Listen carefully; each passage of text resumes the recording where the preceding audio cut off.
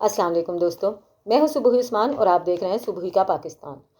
دوستو، ارشد شریف ایک خوبصورت یاد کی طرح، ایک بہترین صحافی کی طرح ہم لوگوں کی دلوں میں، ہم لوگوں کے دماغوں میں ہمیشہ یاد رہیں گے۔ تاریخ میں ہمیشہ ان کا نام اچھے لفظوں میں دہرایا جاتا رہے گا۔ اب ارشد شریف نے جس ڈاکومنٹری کے لیے وہ کام کر رہے تھے، جس مشن پر وہ نکلے تھے، جو کچھ وہ اپنی زندگی میں کرنا چاہتے تھے، جس کی وجہ سے انہوں نے جامع شہادت جو ہے وہ نوش فرمایا، بالاخر یہ ڈاکومنٹری جو ہے اب منظر عام پر آ گئی ہے۔ اس میں کرپشن کی وہ حقیقت بیان کی گئی ہے جس کا تصور بھی ہم لوگ نہیں کر سکتے۔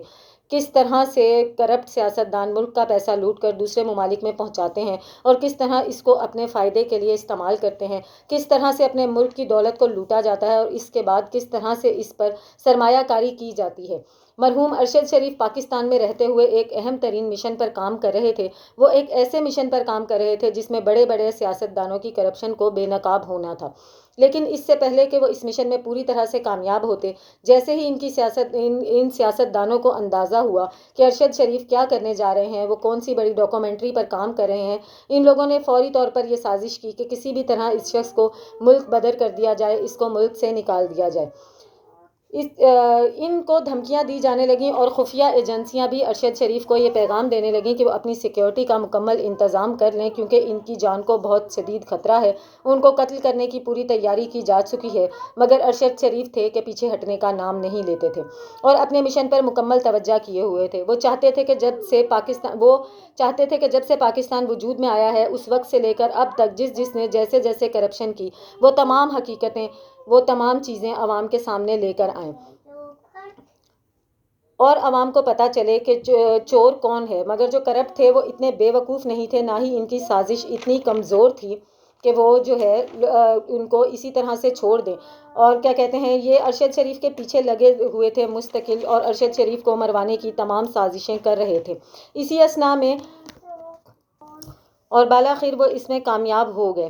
ارشد شریف کو ملک سے نکالنے اور افسوس کہ یہ وہی کرپٹ سیاستدان تھے جنہوں نے ملک سے اربوں خربوں روپے لندن بھجوائے تھے اور وہاں پر سرمایہ کاری کی تھی۔ ارشد شریف کو پیغام ملا کہ وہ ملک چھوڑ کر کسی سیف جگہ پر چلے جائیں اور وہاں سے اپنا مشن جاری رکھیں۔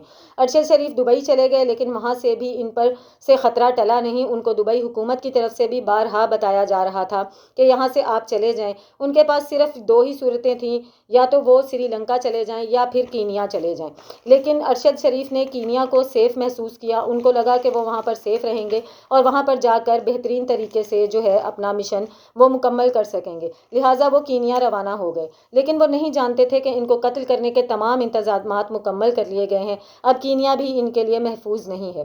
وہ وہاں اپنی ڈاکومنٹری پر کام کر رہے تھے جبکہ ان کرپٹ عناصر کا، جن کا پہلے ذکر کیا گیا ہے، وہ ان کے لیے ثبوت جمع کر رہے تھے، اور جیسے ہی ڈاکومنٹری اپنے آخری مراحل میں داخل ہوئی تو ان کو قتل کروا دیا گیا۔ اس کے بعد جو کچھ ہوا وہ سب آپ کے سامنے بھی ہے، ہمارے سامنے بھی ہے، ہم سب جانتے ہیں ارشد شریف کو کس طرح سے قتل کیا گیا۔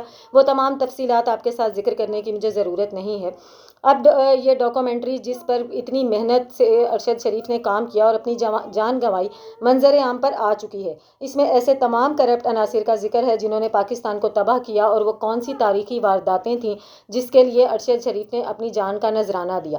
ٹویٹر پر فلم کے پروڈیوسر جو ہیں، جن کا نام مرتضیٰ مہدی ہے، انہوں نے اعلان کیا ہے کہ ہماری documentary behind closed doors release ہو چکی ہے اور آپ اس کو ایپل ٹی وی پر دیکھ سکتے ہیں۔ اسی میں وہ ارشد شریف کے لیے پیغام دیتے ہیں کہ اس فلم میں مرکزی کردار ارشد شریف کا ہے، اور ہماری تمام تر ہمدردیاں ارشد شریف کی فیملی کے ساتھ ہیں۔ اس ڈاکومنٹری میں ارشد شریف کے علاوہ عرفان ہاشمی نے بھی کام کیا ہے، جبکہ سیاستدانوں میں عمران خان اور فواد چودھری بھی فیچر میں شامل ہیں۔ ایسے سیاستدان دکھائے گئے ہیں جو اپنے ملک کا پیسہ لوٹ کر دوسرے ملکوں میں پہنچاتے ہیں، کیسے منی لانڈرنگ ہوتی ہے، کیسے ایسی کالی دولت کو رکھا جاتا ہے، اس کو دوسرے ملکوں میں کس طرح سے پہنچایا جاتا ہے، اور اس پر سرمایہ کاری کر کے مزید اس کو کس طرح سے بڑھایا جاتا ہے۔ خاص طور پر یہ بتایا گیا ہے کہ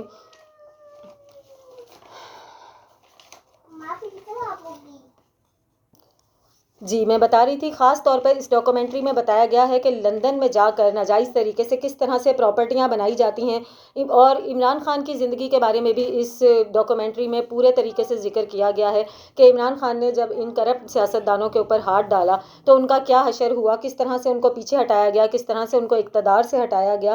اس کی تمام تر تفصیل آپ کو اس ڈاکومنٹری میں ملے گی۔ نواز شریف کے دور حکومت کی، نواز شریف کی گورنمنٹ میں آنے کے بعد کرپشن کی، ہر طرح کی جتنی بھی تفصیلات ہیں وہ سب کی سب آپ کو اس ڈاکومنٹری میں ملے گی، لیکن اس ڈاکومنٹری کا کوئی بھی ذکر آپ کو میڈیا میں کہیں پر بھی نہیں ملے گا۔ لیکن بہت ہی اچھی بات ہے کہ ایپل ٹی وی پر آپ اس کو دیکھ سکتے ہیں۔ میں چاہوں گی کہ آپ سب اس کو ضرور دیکھیں اور اس پر اپنی رائے کا اظہار بھی کریں۔ آج ارشد شریف اگر زندہ ہوتے تو یقینی طور پر وہ اس پر اپنا تجزیہ بھی دیتے، اپنی رائے بھی دیتے، اور بہت سارے لوگوں کو جو کہ اس ڈاکومنٹری کے بارے میں نہیں جانتے تھے ان سب کو اس ڈاکومنٹری کے بارے میں علم ہو پاتا۔ لیکن ارشد شریف کی اس کمی کو ہم اسی طرح سے پورا کر سکتے ہیں کہ جتنا زیادہ ہو سکتا ہے اس ڈاکومنٹری کو ہم شیئر کریں، ہم خود بھی دیکھیں اور جاننے کی کوشش کریں کہ پاکستان کی تباہی کے پیچھے وہ کون سے سیاہ ہاتھ ہیں جن کی وجہ سے پاکستان آج اس غلیظ ترین جو ہے پستی کے دہانے پر کھڑا ہوا ہے۔ آپ کی اس بارے میں کیا رائے ہے مجھے ضرور بتائیے گا۔ ملتی ہوں آپ سے اپنی اگلی ویڈیو میں، تب تک کے لیے اللہ حافظ۔